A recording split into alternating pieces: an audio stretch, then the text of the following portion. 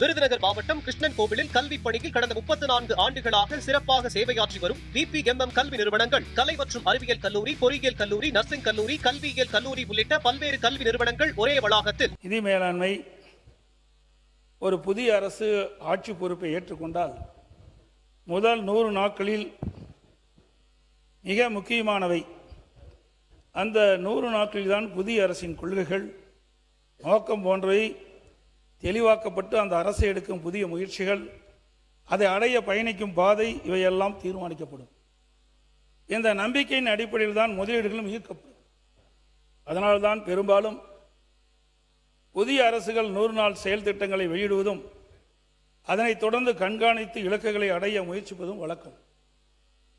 அப்படி அமையும் புதிய அரசுகள் ஏற்கனவே உள்ள நிதிநிலையை ஆய்வு செய்து அதன் அடிப்படையில் வெள்ளை அறிக்கை வெளியிடுகிறது. அதில் குறிப்பிட்டுள்ள குறைகளை நிவர்த்தி செய்து தாங்கள் உறுதியளித்த வாக்குறுதிகளை நிறைவேற்ற முயற்சி செய்யும். இதுபோன்ற வெள்ளை அறிக்கையை அனைத்து இந்திய அண்ணா திராவிட முன்னேற்ற கழக அரசு இருக்கின்ற பொழுது வெளியிட்டோம்.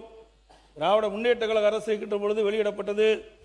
இப்பொழுது இருக்கின்ற ஆட்சியாளர்கள் தமிழக வெற்றி கழக அரசும் வெளியிடப்பட்டுள்ளது. இதை வருங்கால திட்டங்களை வகுக்க ஒரு அடித்தளமாக பயன்படுத்துவது வழக்கமான ஒன்றாகும். இந்த அரசு ஒரு வெள்ளை அறிக்கையை வெளியிட்டுள்ளது. அதில் தமிழ்நாட்டின் கடன் சுமை 13,18,000 கோடியாக உயர்ந்துவிட்டது என்றும், வருவாய் பற்றாக்குறை வரலாறு காணாத அளவு 78,324 கோடியாக உயர்ந்து விட்டது என்றும் குறிப்பிடப்பட்டுள்ளது. அதோடு கொரோனா பாதித்த ஆண்டில் கூட இந்த அளவு இல்லை என்றும் குறிப்பிட்டிருக்கிறார்கள். அதேபோல வட்டி சுமை அதிகமாகிவிட்டது என்றும், மாநில சொந்த வரி வருவாய் மாநிலத்தில் மொத்த உற்பத்தி மதிப்பில் மிகவும் குறைந்து விட்டது என்றும் வெள்ளை அறிக்கையில் குறிப்பிட்டுள்ளீர்கள். அந்த வெள்ளை அறிக்கையில் மாநில வரி வருவாயில் கணிசமாக கசிவுகள் மற்றும் இழப்புகள் உள்ளது என்றும், அதை சரி செய்து வருவாயை உயர்த்துவோம் என்றும் குறிப்பிட்டிருக்கிறீர்கள். வருவாய் செலவை கட்டுப்படுத்த சிறந்த மேலாண்மை மூலம் செலவை கட்டுப்படுத்துவோம் என்றும், பொதுத்துறை நிறுவனங்களில் சீரமைப்பு செய்ய உதவுவதாகவும் கூறியுள்ளீர்கள். ஆனால் 2026-27 திருத்த வரவு செலவு திட்ட அறிக்கையை பார்க்கும்போது நீங்கள் கூறிய எதையும் செய்ய முயற்சிக்கவில்லை என்பது தெளிவாகிறது. குறிப்பாக நிதி மேலாண்மை பாதையை சரிபடுத்த எந்த முயற்சியும் எடுக்கவில்லை.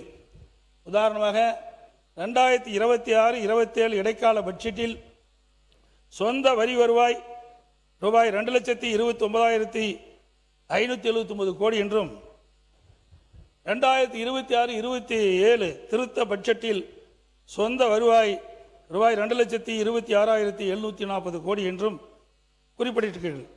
அதாவது இடைக்கால அறிக்கை விட உங்களுடைய அரசு தாக்கல் செய்யப்பட்ட பட்ஜெட்டில் சொந்த வரி வருவாய் ரூபாய் 2,839 கோடி குறைந்துவிட்டது.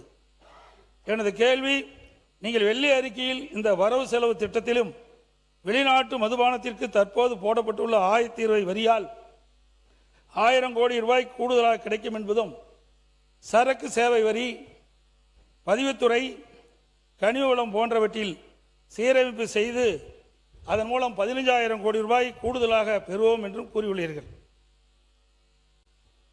அடுத்த 6 மாதம் என எடுத்துக்கொண்டாலும் இவையெல்லாம் சேர்த்து குறைந்தபட்சம் 8,000 கோடி கூடுதலாக பெறப்பட வேண்டும். அது ஏன் வருவாய் வரவில் கொண்டு வரப்படவில்லை? அப்படி என்றால் மக்களின் கவனத்தை ஈர்க்க மட்டுமே பயன்படுத்துகின்ற கவர்ச்சி வார்த்தையாகத்தான் இருக்கின்றது.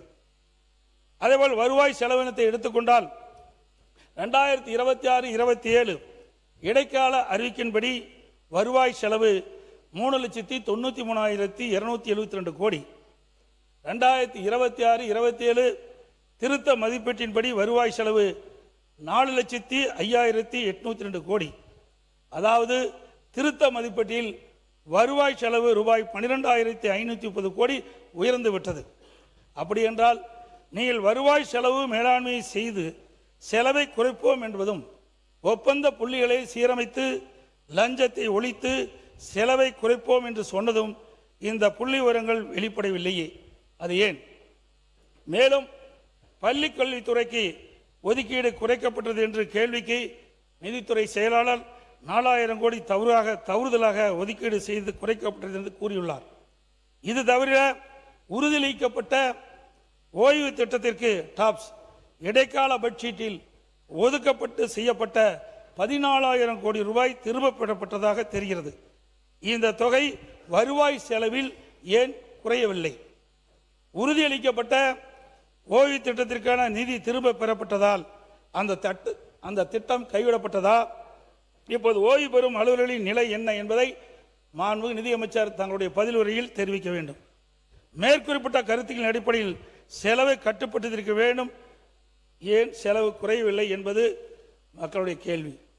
நீங்கள் அறிவித்த புதிய திட்டங்களில் செலவு கணிசமாக உள்ள குளறுபடி செய்யப்பட்ட பயிர்க்கடன் தள்ளுபடி 5,932 கோடி, மின் கட்டணம் உயர்த்திட்ட தந்த 200 யூனிட் இலவச மின்சாரம் 1,545 கோடி, தாய்மாமன் தங்க மோதிரம் 564 கோடி, அண்ணன் சீர் 818 கோடி, இவையெல்லாம் சேர்த்தால் கூட 8,840 கோடி தான் வருகிறது. எனவே வருவாய் செலவு ஏன் கட்டுப்படுத்தவில்லை என்பதற்கு மாண்புமிகு நிதியமைச்சர் அவர்கள் பதில் உரைகளை விளக்கப்பட வேண்டும். இப்படி வருவாய் பெருக்கவும் நடவடிக்கை இல்லை, வருவாய் செலவை கட்டுப்படுத்தவும் முயற்சிக்கவில்லை. எனவே வருவாய் பற்றாக்குறை 48,696 கோடியிலிருந்து 55,775 கோடியாக இப்பொழுது உயர்ந்து விட்டது. அதேபோல மூலதன செலவை பொறுத்த வரைக்கும் ஏற்கனவே இடைக்கால பட்ஜெட்டில் 59,562 கோடியாக இருந்தது. இப்பொழுது 56,905 கோடி தான் நீங்க திருத்தப்பட்ட பட்ஜெட்டில் சொல்லியிருக்கிறீங்க. அதிலையும் கிட்டத்தட்ட 2,577 கோடி மூலதன செலவிலும் குறைக்கப்பட்டு விட்டது. மாநில உற்பத்தி மத்தியில் மாநில சொந்த வரி வருவாய் பங்கும் உயரவில்லை. ஆகவே நிதி மேலாண்மைக்கான பாதை சரிவர தெளிவுபடுத்தப்படவில்லை. அதற்கான எந்த முயற்சியும் இந்த பட்ஜெட்டில் எடுக்கப்படவில்லை என்பதுதான் இது தெளிவாக காட்டுகிறது.